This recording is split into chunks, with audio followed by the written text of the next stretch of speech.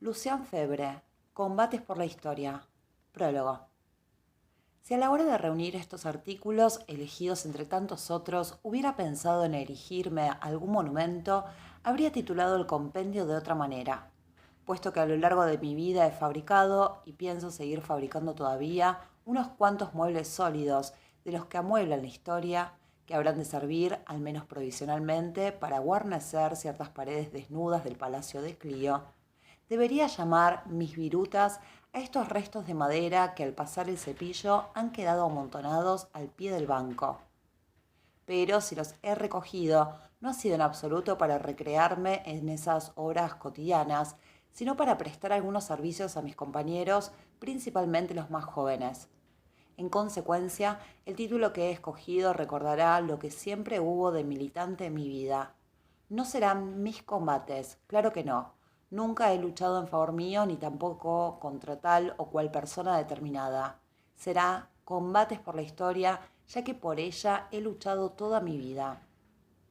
Por lejos que me remonte en mis recuerdos, me veo como historiador por gusto y por deseo, por no decir de corazón y de vocación. Soy hijo de un padre al que alejaron de la historia, sin que nunca se desinteresara de ella, el prestigio de Henry Vail, el helenista de la Facultad de Letras de Besançon y más tarde de la Escuela Normal Superior, y el prestigio tan grande entonces de Turgot, el filósofo de la gramática. Sobrino de un tío que enseñó historia toda su vida y que enseñó a amarla desde la más tierna infancia. Al husmear en la biblioteca paterna, encontraba debajo de los fascículos de d'Arenberg et Saglio, que se sucedían regularmente, esos dos volúmenes que representan con todo realismo las grandes Histoire de Grec et de Romain de Victor Duruy, obras maestras de la casa editora Hachette, de magnífica factura. Toda la antigüedad entonces conocida, templos, bustos, dioses, vasijas, ilustradas por los mejores dibujantes. Devoraba principalmente con una pasión nunca satisfecha los tomos de la gran edición Hetzel de la Histoire de France de Michelet, ilustrada por Daniel Vierge, visionario alucinante, con láminas tan bien adaptadas a ciertos textos del gran vidente que todavía hoy me siento molesto si tengo que releerlos en la triste edición que la gente ha dado en calificar de definitiva. Con tales consejos por alimento, la riqueza de esas lecturas y los sueños que hacían nacer en mí, ¿cómo no iba a ser historiador? Ahí están mis maestros, mis verdaderos maestros, a los que más tarde, entre los 16 y los 21 años, habrá que añadir Élyse Reclus y la profunda humanidad en su Geografía Universal, Burckhardt y su Renacimiento en Italia, Curajod y sus lecciones en la Escuela del Louvre sobre el Renacimiento borgoñón y francés a partir de 1910, el Jaurès de la Historia del Socialismo, tan rica en intuiciones económicas y sociales, y por último, Stendhal, sobre todo el Stendhal de Roma, Nápoles y Florencia, de la historia del arte en Italia, de las memorias de un turista, de la correspondencia. Invitaciones a la historia psicológica y sentimental que durante años estuvieron sobre mi mesita de noche. Las descubrí casi por azar en aquellos lejanos tiempos, mal vendidas por Colomb e impresas por Kallman en papel de envolver con viejos tipos. Esa fue mi alma de papel, junto a ella mi alma campestre y rústica. La tierra fue para mí la otra maestra de historia.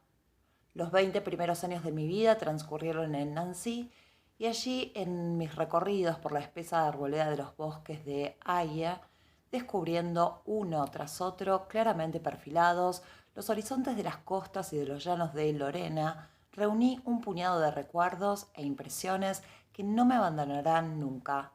Pero con qué delicia volvía cada año al Franco Condado, mi verdadera patria. En primer término, el dulce valle del Saona, la suave majestad del pueblo de Gray, dominando esa pradera que devolvió la felicidad a Proudhon. Y aún más, el viejo y bravío Jura, sus ribazos y sus abetos, sus verdes aguas y sus gargantas dominadas por grandes bancos calcáreos, plasmadas por el épico pincel de Gustave Courbet.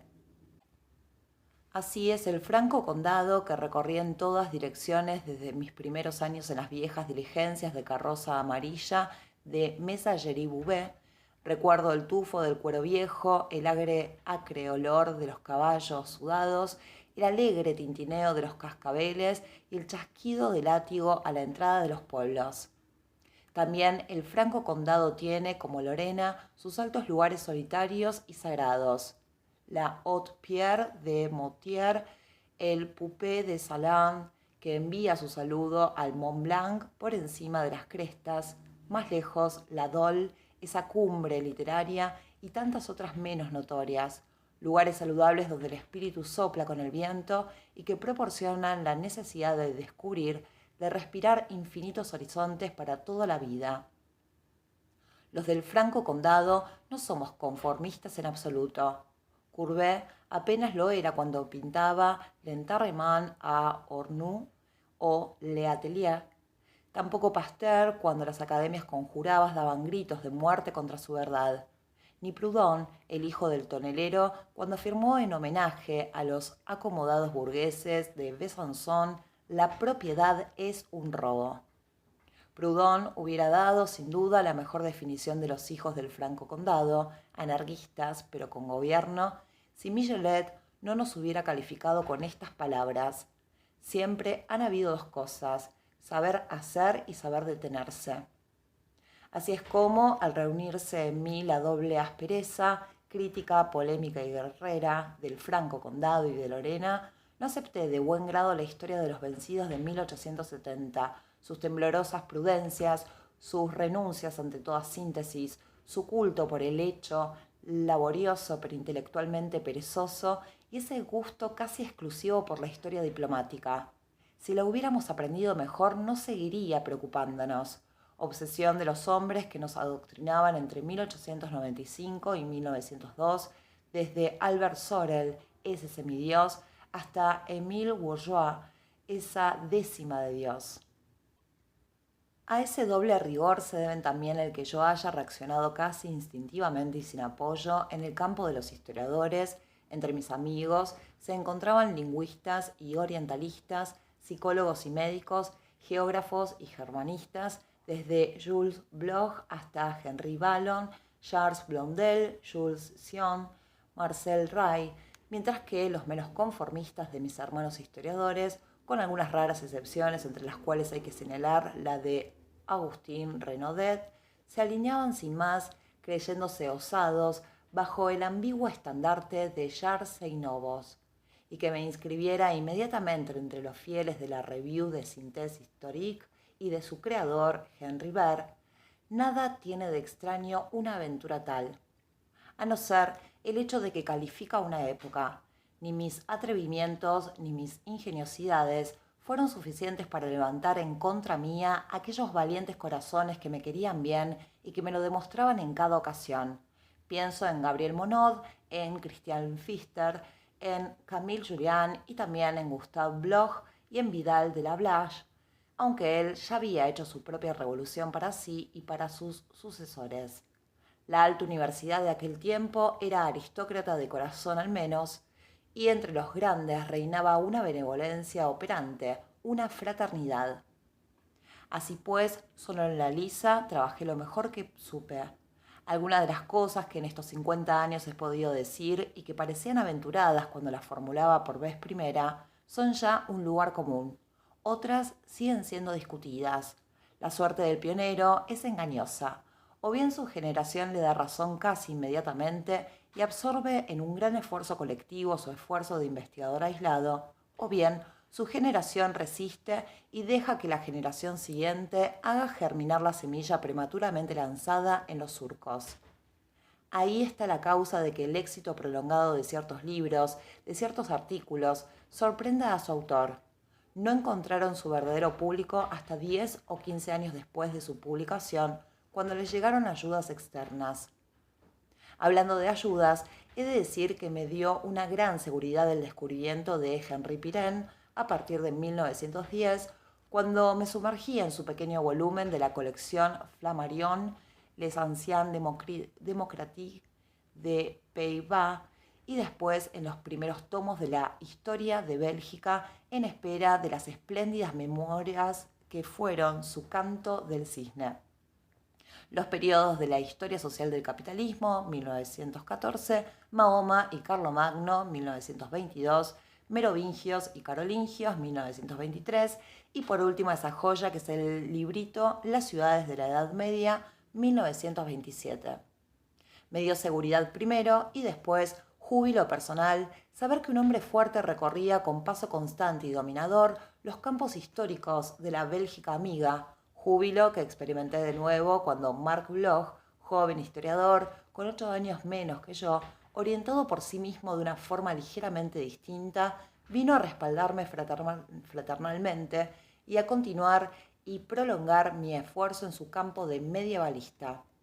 En 1929 fundamos juntos los Anales, ayudados desde el primer número por la fidelidad de Le Huilliot y más que por el beneplácito de Henri Pirenne por su magnífica colaboración.